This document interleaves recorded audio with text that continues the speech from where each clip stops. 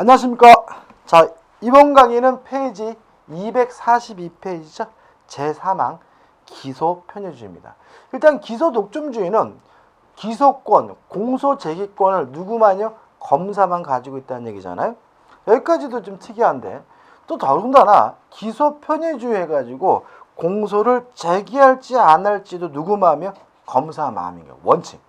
따라서 의에 보시면 범죄 혐의가 충분해요. 그 다음에 소송 조건도 다 갖췄어요. 뭐 고소도 있고 다 있어. 그래도 꼭 공소를 제기해야 되는 것이 아니라 검사는 제기할지 안 할지를 자유롭게 판단할 수 있는데 이걸 우리가 기소편의주의라고 합니다.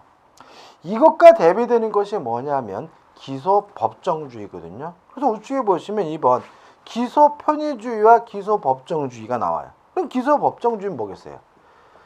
혐의가 입증되고 소송 조건을 모두 갖췄다면, 다시 말하면 법이 정하고 있는 모든 요건을 다 갖췄다면 반드시 검사는 공소를 제기해야 되는데 이걸 우리가 기소법정주의라고 하는 거죠. 자, 1번 기소법정주의의 장점과 단점이 나오는데 장점, 정치적 영향을 받지 않습니다. 왜요? 국회의원이 와가지고 야 그거 하지마 그래도 어떻게 해요? 법에 규정되어 있기 때문에 어쩔 수 없습니다라고 말하면 땡인 거예요. 따라서 정치 권력의 개입이 어렵게 되고요. 그 다음에 두 번째는 형사사법의 획일적 운영을 통하여 법적 안정성이 유지가 된다. 자, 이게 무슨 말이냐면 딱 법에 명시되어 있으니까 내가 저러한 요건을 갖추면 기소가 돼서 처벌받을 수 있구나라고 누구든지 다 뭐 할 수 있다는 거예요? 예상할 수 있다는 거죠. 따라서 획일적 운영이 되고 그 결과 법적 안정성이 유지가 된다는 점에서는 좋죠. 하지만 단점, 첫째, 정의를 잃을 수가 있습니다. 다시 말하면 모든 요건을 갖췄다 하더라도 그 사람을 처벌하는 것이 정의롭지 않다면, 부당하다고 판단한다면 검사는 기소유예 처분을 할 수 있어야 되는데 못한다면 정의에 반할 수가 있고요. 두 번째, 만약에 그런 사람을 기소하더라도 법원에서는 뭐 면소 판결을 내리거나 또는 뭐 집행유예 판결을 내리거나 실질적으로는 처벌을 안 할 가능성이 많은 거죠. 그러니까 처벌을 안 할 가능성이 많은데도 불구하고 재판을 진행한다면 돈이 든다. 소송 경제에 반한다는 문제가 있고요. 또 더군다나 또 세 번째, 우리나라 이번에 아시다시피 언론에서 보도될 때 어떻게 해요? 누가 뇌물을 받았다는 사실로 기소가 됐다, 재판을 받는다는 사실은 막 언론에서 막 톱기사로 막 보도를 하죠. 근데 나중에 그 사람이 무죄 판결을 받았다는 말은 조그맣게 보도를 해요. 그럼 이 사람은 무죄 판결을 받았고 아무런 죄가 없는데도 불구하고 낙인 때문에 정상적인 활동을 못하는 경우도 많다. 가장 대표적인 게 뭐예요? 연예인들이죠. 연예인들, 그죠? 저는 이거 보면 주병진 씨가 생각나는데 옛날에 그 주병진 씨가 뭐죠? 젊은 여자, 미성년자인가요? 그러니까 뭐 이렇게 성관계를 가졌다는 이유로 뭐 기소가 되고 막 재판하고 막 난리 났잖아요. 그러는 반에 그 사람은 어떻게 해요? 그냥 모든 방송 활동 다 접고 다 연애 활동 어떻게 해요? 중단하고 나쁜 놈, 거지 같은 놈 욕 바가지로 얻어먹었는데 나중에 뭐죠? 무죄 판결을 받았거든요. 그래도 그 사람은 원래 상태로 돌아가지 못하고 있잖아요. 왜요? 이러한 뭐죠? 낙인 효과 때문에. 그래서 이 법정주의는 그런 낙인 효과 때문에 뭐죠? 좀 문제가 있지 않느냐. 이게 뭐죠? 단점인 거죠. 그러면 2번 기소편의주의의 장점은 다르겠죠. 첫째, 구체적인 정의를 실현할 수 있고요. 또 조기 개선의 기회를 제공한다. 자, 이게 무슨 말입니까? 얘가 범죄를 저지른 게 맞긴 하지만 공소를 제기하지 않고 기소유예 처분을 내림으로써 얘가 사회에 복귀돼서 정상적인 활동을 하는데 뭐죠? 도움이 되는 거 아니냐. 그 다음에 어차피 세 번째, 처벌하지 않을 거라면, 재판을 안 한다면 뭐죠? 소송 경주에 도움이 되지 않느냐. 그 다음에 마지막으로 기소유예 처분 등으로 석방을 한다면 형사 절차에서 빨리 어떻게 해요? 벗어나가지고 사회활동에 도움이 되는 거 아니냐. 이러한 장점이 있는 거죠. 단점 뭐겠어요? 검사의 자의와 독선한다. 검사 마음일 수가 있고요. 그 다음에 또 가장 큰 문제죠. 정치적 영향에 의해서 검사가 흔들리게 되면 또 다른 문제를 발생시킬 수가 있다는 거죠. 이러한 장단점이 있는데도 불구하고 우리나라는 뭘 취하고 있습니까? 기소 편의주의를 취하고 있습니다. 따라서 3. 기소 편의주의 예에서 1번 우리는 기소유예 제도를 뭐죠? 채택하고 있다. 이게 핵심인 거죠. 그죠? 다시 말하면 범죄 혐의가 있고 또 소송 요건을 구비됐더라도 검사가 판단한다면 기소유예 처분 등을 통해서 공소를 제기하지 않을 수가 있는 거죠. 이게 뭐죠? 의의죠. 넘겨보시면 2번에서 일반적인 내용이 나와 있고요. 그 다음에 3번 해가지고 자 문제가 되는 것은 뭐냐면 기소유예를 하고 또다시 나중에 공소를 제기할 수 있느냐 이 문제인데요. 자 원래 위중위험금지원칙이라고 해가지고 재판의 경우에는 똑같은 사건으로 무죄 판결이 확정됐다면 나중에 추가의 증거가 발견됐더라도 또다시 재판을 할 수는 없는 겁니다. 공소제기할 수 없는 거죠. 그렇지만 기소유예라는 것은 무죄라는 얘기가 아니거든요. 따라서 이것은 확정력이 있는 것은 아니기 때문에 나중에라도 새로운 증거 등이 발견됐다면 재차 공소를 제기하는 것이 가능하다는 것이 우리의 입장임을 주의하시기 바라고요. 2번 기소유예를 할 때 어떻게 하면 되느냐? 종합적으로 판단합니다. 연령도 고려하고 성행도 고려하고 지능도 고려하고 환경 여러 가지들을 종합해가지고 판단해서 판단하게 되고요. 2번 기소 변경주의도 일종의 뭐죠? 기소 편의주의 한 가지 예입니다. 그죠? 자 이런 얘기죠. 기소 안 하는 게 누구 마음이에요? 검사 마음인 거고 공소를 제기했어요. 그죠? 공소를 제기하고 나서 검사가 생각해 보니까 굳이 재판할 필요가 없다라고 판단된다면 공소를 뭐 할 수도 있냐면 취소할 수도 있는데 이것도 일종의 뭐죠? 기소 편의주의 한 가지 예가 되는 거죠. 다시 말하면 판사가 김 빠질 수가 있죠. 그죠? 공소가 제기돼서 판사가 열심히 심리하고 있는데 이놈이 와가지고 공소 취소합니다. 그러면 어떻게 해요? 재판 못 해요. 이게 뭐예요? 기소 편의주의 한 가지 예입니다. 자, 4번 기소 편의주의라 하더라도 이것이 무제한으로 인정될 수는 없고요. 어떠한 안정장치가 필요한 거죠. 법적 규제가 필요한데 1번 불기소처에 대한 규제에서 우리가 다 한 겁니다. 검찰, 항고, 재항고 제도가 인정되고요. 또 법원에다가 뭐 할 수 있어요? 재정 신청을 할 수가 있고요. 만약에 이 두 가지 방법으로도 안 된다면 네 번째 헌법 소원을 제기할 수도 있는 거죠. 물론 이유 등을 고지받는 제도도 이것과 관련이 있겠죠. 그 다음에 2번 공소 제기에 대한 규제는 맨 밑에 보시면 인정하고 있지 않아요. 다시 말하면 검사가 불기소 처분을 하면 그것에 대해서는 법적으로 뭐 항고한다, 재정 신청한다, 헌법 소원한다라는 건 있는데 검사가 공소를 제기했을 때는 어떠한 규제를 할 것인지에 대해서는 법에 아무런 규정을 두고 있지 않습니다. 이런 규정을 두고 있지 않는 이유는 공소가 제기되면 이제 누가요? 법원, 판사에 의해서 심리가 진행된다는 뜻이니까 굳이 별도로 규제책을 마련할 필요는 없는 거다. 이런 취지인 거죠. 다만 이런 공소 제기 자체가 우리에게 어마어마한 압박감과 피해를 줄 수 있기 때문에 지나치면 안 되기 때문에 우측에 메뉴에 보시면 뭐가 주장되고 있는 거죠? 공소권 남용이라는 것이 나오고 있는 거죠. 아무튼 수험적으로는 공소 제기에 대한 규제는 법적으로 규정이 없다는 사실은 좀 기억해 두시기 바랍니다. 제4항 해가지고 공소의 취소입니다. 다시 말하면 기소 편의주의에 따라서 검사가 공소를 제기한 후에도 아직 1심 판결이 선고되기 전이라면 공소를 취소할 수 있는데 이걸 우리가 뭐죠? 공소의 취소라고 하고요. 구별해가지고 박스로 나와 있는 것은 본문을 다 공부한 다음에 마지막에 정리하는 방법으로 쓰시면 되겠죠. 정리할 때 꼭 써주셔야 되고, 그렇죠? 넘겨보시면 2번 공소 취소의 사유입니다. 언제 공소 취소하느냐? 아무런 법률상의 제한이 없습니다. 왜요?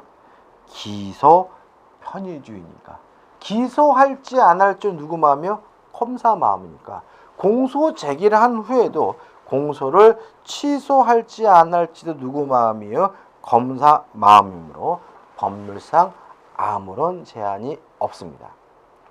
3번 공소 취소의 절차 1번 취소권자 검사만이 할 수가 있습니다.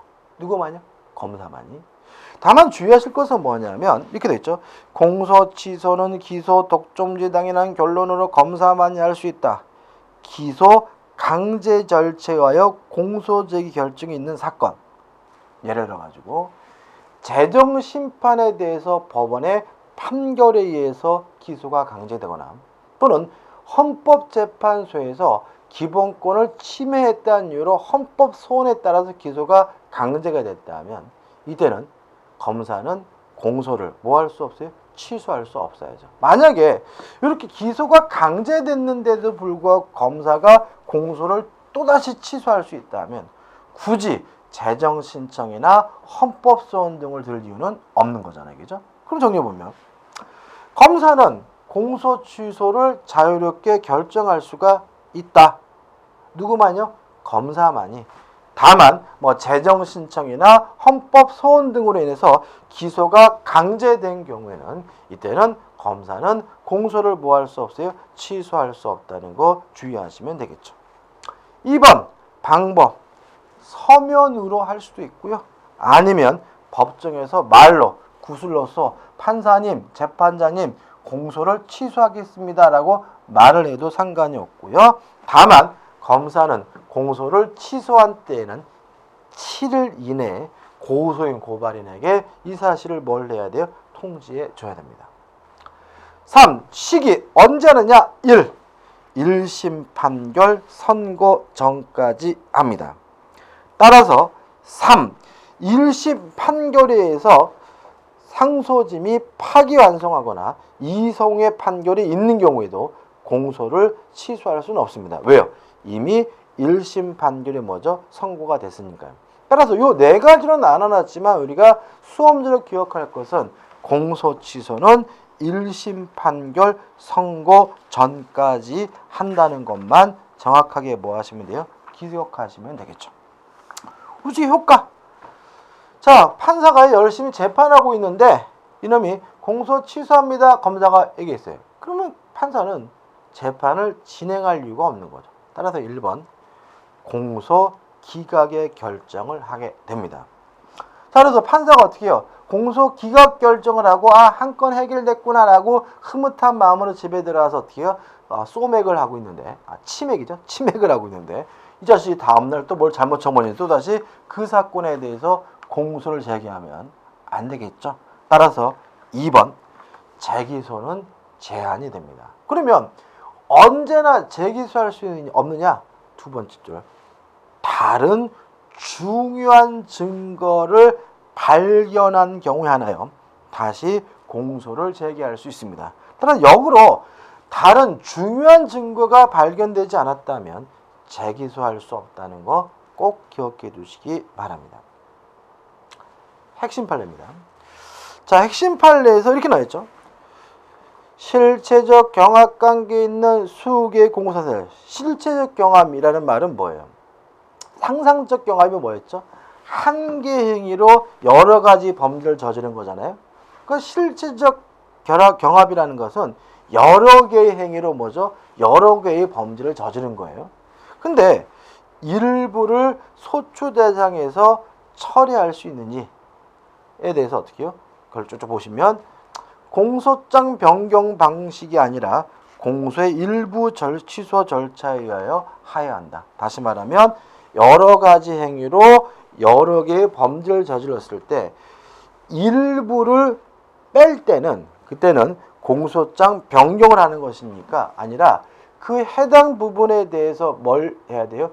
공소를 취소해야 된다. 이런 얘기죠. 이해되시나요? 자, 이런 얘기입니다. 갑이라는 사람이 예를 들어 가지고 편의점을 털었어요. 강도라고요.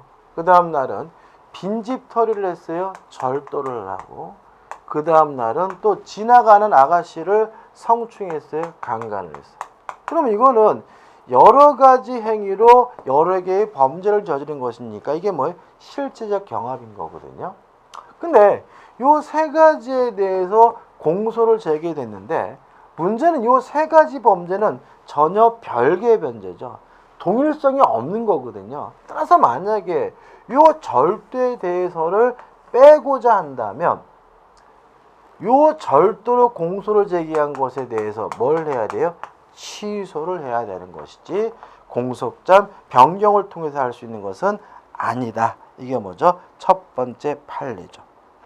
근데 두 번째 판례는 했던 겁니다. 만약에 공소가 취소가 되면 법원은 공소 기각 결정을 하게 하면 된다는 거 기억해 두시면 되고요.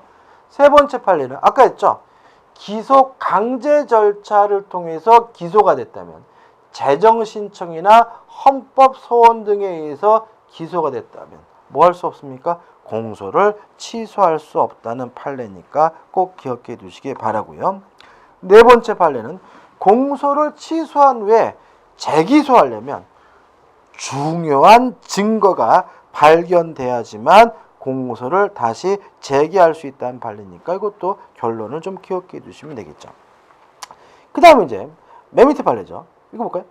포괄일제 공소사실 일부를 철회하였다가 다른 중요한 증거의 발견도 없이 다시 기소할 수 있는지 여부. 자, 그럼 이런 얘기죠. 원래 공소를 취소했다가 다시 공소를 제기하려면 중요한 증거, 다른 중요한 증거가 발견돼야지만 공소를 제기할 수 있었잖아요. 꼭 그런 것은 아니라는 거예요. 만약에 그 범죄가 포괄일제인 경우에는 굳이 다른 중요한 증거가 발견돼야지만 공소를 제기할 수 있는 것은 아니라는 판례니까 결론을 좀 기억해 두시면 되겠죠. 넘겨보시면 이제 마지막 판례인데 이거는 뭐예요? 단순 일제입니다. 단순. 그러니까 포괄 일제는 취소했다가 그냥 다시 제기할 수 있는 거죠. 근데 만약에 포괄 일제가 아니라 단순 일제라면 당연히 공소가 취소된 후에 다시 공소를 제기하려면 다른 중요한 증거가 발견돼야 공소를 제기할 수가 있겠죠. 그럼 정리해 볼게요. 자, 공소를 취소하고 나서 다시 공소 제기할 수 있느냐? 있다. 다만 원칙적으로 다른 중요한 증거가 발견되어야 할 수 있는 거다. 다만 예외적으로 포괄일제의 경우에는 중요한 증거가 다시 발견되지 않았더라도 공소를 제기하는 것이 가능하다 정도까지만 기억해 두시면 되겠죠. 자, 이제 제3항 해가지고 공소 제기의 절차가 나옵니다. 1번 공소 제기의 방식에서 공소장의 제출에서 1번 공소 제기의 방식은 공소장을 관할법원에 어떻게 제출해야 되고요. 2번 첨부 서류에서 공소장 부본, 다시 말하면 복사본도 함께 송달해야 됩니다. 법원에다가, 그죠? 자, 이런 얘기죠. 지금 공소장을 법원에다 내면 법원은 당연히 피의자, 범죄인에게 알려줘야죠. 그러니까 어떻게 해요? 2개 복사해서 주라는 얘기죠. 근데 이거를 뭐 당연히 그냥 법원에서 알아서 복사하면 되겠지라고 안 된다는 거예요. 그러니까 이 법이 만들어질 당시에는 복사기가 없었기 때문에 손으로 다 일일이 또 썼겠죠, 그죠? 어떻게 썼겠어요? 먹지대고. 그러니까 먹지대고 썼기 때문에 검찰에서 몇 개요? 2개를 작성해가지고 법원에다 보내다라고 어떻게 해요? 명시적으로 규정하고 있고요. 실무적으로는 3부를 작성합니다. 왜요?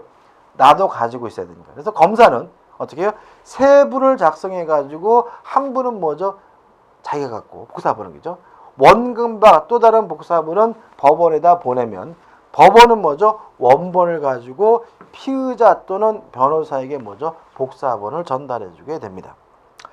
2번, 만약에 변호사가 선임됐거나 보조인의 신고가 있다면 선임서, 보조인의 신고서도 공소장에 뭐죠? 첨부해야 됩니다. 그냥 올치게 보시면 기타 서류죠. 자, 그러면 공소장에다가 뭘 붙이겠어요?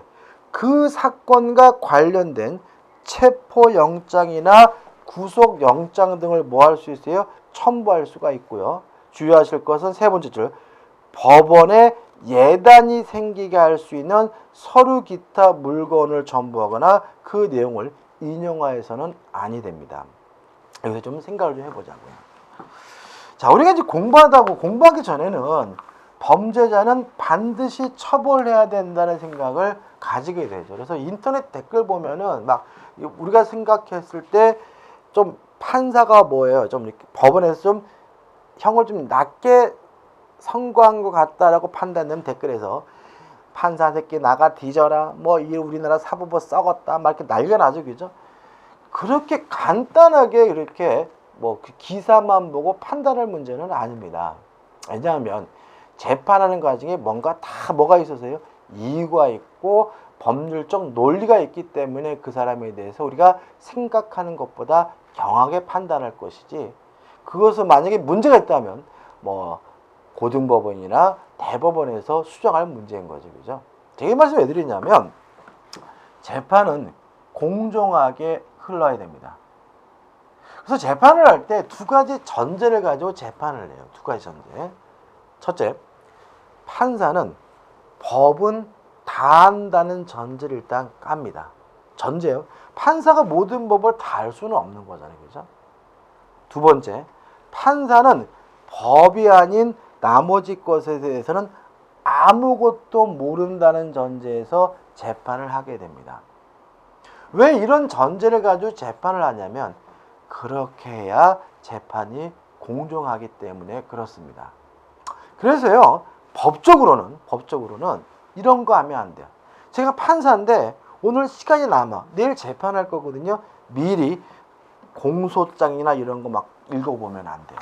왜 그러냐면 미리 이거를 보고 가게 되면 읽어보는 순간 쳐 죽일 놈, 나쁜 놈, 이런 예단을 가지게 되면 법정에 가서 판사가 앉아있을 때 이미 쳐 죽일 놈, 나쁜 놈이라는 뭐죠? 생각을 가지고 있으니까 아무리 그쪽에서 억울합니다, 판사님 저를 구제해 주십시오라고 하더라도 그 소리가 뭐예요? 귀에 안 들린다는 거예요. 그래서 판사는 법정에 들어갈 때 법 외에는 아무것도 모르는 상태에 들어가는 것이 가장 공정하게 재판을 할 수가 있고요. 그것이 소송에 있어서 당사자주의에 가장 적합한 거예요.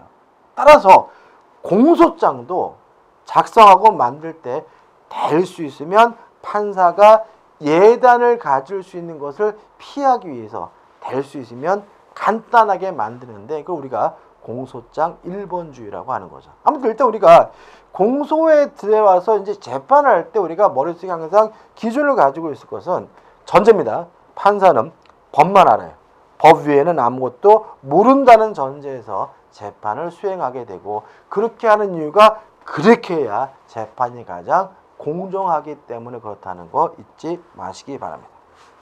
2번 공소장 기재사항입니다. 254조 3항에서 일단 네 가지를 규정하고 있죠. 네 가지 암기해야 되겠죠. 1. 피고인의 성명, 기타 피고인을 특정할 수 있는 사항을 기재합니다. 2호 제명을 기재하고요. 3호 공소사실, 왜 재판하는지를 기재하고요. 4호 적용 법조까지 기재해줍니다. 이 네 가지를 기재하는 거죠. 다음 내용 1번 피고인의 성명, 기타 피고인을 특정할 수 있는 사항이 뭐냐? 성명뿐만 아니라 특정할 수 있는 사항이니까 그 사람의 생년월일이나 주민등록번호, 직업, 주거 등을 기재하면 된다. 끝이고요. 다만 유의하실 것은 3번 만약에 피고인이 특정되지 않았다면 공소제기는 무효이기 때문에 공소기각 판결을 내리게 됨을 주의하시기 바랍니다. 자, 문제가 되는 것은 뭐냐면 4번입니다.